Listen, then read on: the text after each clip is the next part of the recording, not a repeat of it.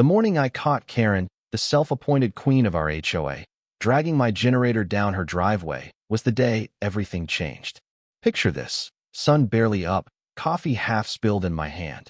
And there she was, robe flapping, curlers wild, yelling about community property, while wheeling off $2,000 worth of machinery I'd sweated over. She even had the nerve to wave at me, as if she was doing everyone a favor, not committing grand theft with a smirk. You know what I mean? That was the moment I realized my peaceful, predictable existence was about to get hijacked by suburban insanity. I stood there, frozen, listening to the scrape of metal on concrete, louder than any alarm clock. For a second I wondered if I was still dreaming. But no, this was real life. And Karen was halfway down the block, generator bouncing behind her like she'd captured it in some HOA crusade. She shouted over her shoulder that neighborhood power policy allowed redistribution of energy in emergencies. Never mind that she made up those rules about 5 minutes earlier. I didn't yell or chase her. I just sipped my coffee, turned off the porch light, and decided right then and there that if she wanted a war of HOA politics, she was going to get it, but on my terms. The night before, a storm had rolled through and knocked out the valley's power. Most folks panicked. Me? I'm a retired mechanical engineer. I trust machines more than people, so my generator was ready, humming steady out back, keeping my lights on and my freezer running. Around midnight I'd seen headlights sweeping across my yard, but figured it was just someone lost. Turns out, that was Karen's reconnaissance run. At sunrise, the whole neighborhood looked like a battleground.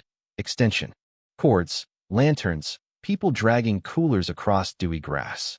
And Karen was already out there, clipboard in hand, declaring herself emergency coordinator, spouting about the HOA's authority overall. Shared resources. Nobody argued. They were too tired or too scared of the next violation notice. When I realized my generator was gone, she didn't even bother denying it. She yelled from her driveway that she'd borrowed it for the community center, which was actually just her garage with a folding table and a box of stale donuts. I told her I had video proof she'd taken it. She laughed like a cartoon villain and told me, "You can't steal from the HOA when you're part of it." That's when I knew. She didn't just want control, she believed she already had it. So I waited. By mid-morning, word had spread that Karen's house had power. Her living room glowed like a lighthouse while the rest of us sat in the dark. She invited her friends, mostly the folks too polite or afraid to tell her no, to charge their phones and drink her coffee, all powered by my generator. She called it power redistribution. I called it what it was: theft. One neighbor, Hank, shuffled up to me, sheepish, and whispered that Karen said the HOA would reimburse me. I just asked him, "How's an HOA with no bank account going to reimburse anyone?" He shrugged. "You know, Karen, she just says things." The power company rolled through, said it'd be 2 days before electricity returned. That meant Karen had a 2-day window to play dictator. During those 2 days, Karen went full tyrant. She put up laminated signs about registering all backup equipment with the HOA. She even labeled my generator as community property and wrote her own name next to it. Every time she walked by, she'd flash this fake sympathy smile and say, "Don't worry, dear. We'll make sure everyone benefits equally." I wanted to laugh. Instead, I documented everything. Engineers don't yell. We document. On the second night, I visited her. The air smelled like gasoline and arrogance. She was basking in the glow of my generator, string lights blazing and a heater running at her feet, hosting what looked like a blackout beach party. I asked for my generator back. She told me I could use it once the community was satisfied. That's when I noticed. My machine was scratched, the cover dented, the fuel line swapped out for a flimsy plastic hose. She'd tinkered with it. That's not just theft, that's violation. When the power finally came back, everyone cheered, except Karen. Her little monarchy collapsed the instant electricity returned. She stormed around, yelling about ungrateful neighbors, oblivious to the fact that her authority only existed because we let her have it. The HOA had been dormant for years, dissolved when the last president moved away. Karen resurrected it on her home printer, rewriting bylaws and inventing rules as she went. Stealing from me? That was her first real mistake. I spent that afternoon fixing my generator. She'd flooded the carburetor. Every turn of the wrench fueled my resolve. Once it roared to life again, I smiled. Not just because it worked, but because I'd decided how this would end. She wanted to be the queen? Fine. I'd let her believe it. Let her dig her own grave. That night, I installed a new camera facing her property, my dog sitting beside me, both of us watching her shadow pacing in the dusk. Karen wasted no time. She called an emergency HOA meeting at her house. New flyers on every mailbox. The papers fluttered in the wind like surrender flags. The meeting was pure theater. She announced resource redistribution protocols for future outages, translation, official permission to steal whatever she wanted next time. I went, not because I cared about her rules, but to watch her undo herself. Her husband stood behind her like a beaten bodyguard. She praised her own leadership and proposed that all generators be registered under the HOA. Someone asked how that would work. "We'll form a committee," she said. I almost lost it laughing. When my turn came, I asked, calmly, which bylaw let her seize private property. She claimed Section 8.3, Emergency Management. I pointed out that didn't exist in the official charter.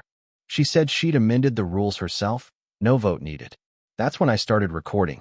She bragged about taking initiative, enforcing discipline, accusing us all of being ungrateful.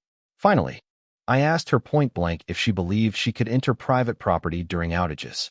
"Of course I do. I'm the HOA president," she said, on camera, for everyone to hear. Afterward, a few neighbors thanked me quietly.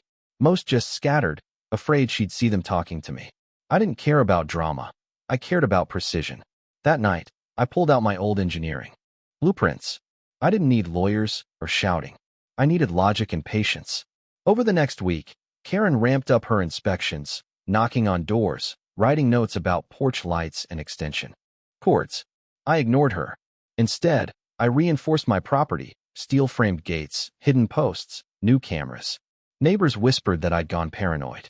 Let them. Sometimes paranoia is just good. Engineering. Karen kept pushing. She fined a kid for a basketball hoop, ordered bird feeders removed, spammed everyone with all-caps emails threatening legal action. But every tyrant hits a breaking point. Her next stunt was a decorum policy requiring garage doors stay closed at all times. I showed up late to her meeting, let her stew. When she threatened penalties for my new fence, I handed her a county map proving her jurisdiction ended before my property. She stammered about annexation. I told her, "Annex yourself into a lawsuit if you want." The room laughed. The cracks in her authority were showing. And that's when I set the trap. I prepped my old shed for her inspection, hiding a harmless dye pack under the generator's lid. When she came by with her posse of volunteer inspectors, badges and all, I played along.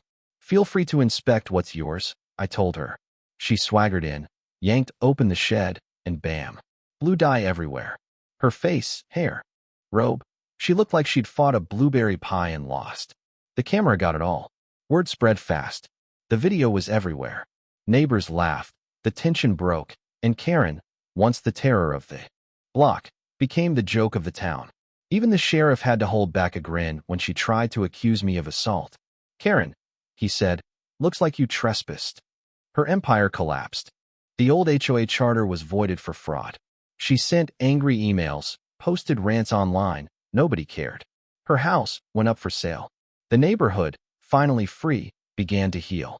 I didn't do it for revenge. I did it for peace.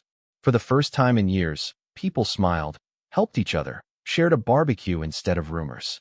Karen's reign ended, not with violence, but with proof and patience. And as I sit on my porch, generator humming, autumn breeze soft against my face, I realize the lesson's simple. Tyranny doesn't fall to rage. It falls to quiet, stubborn truth. So what do you think? Was I right to fight back with logic instead of fists? Drop your thoughts below. Tell me where you stand on justice, community, and just how far you'd go to keep your home safe from the madness next door.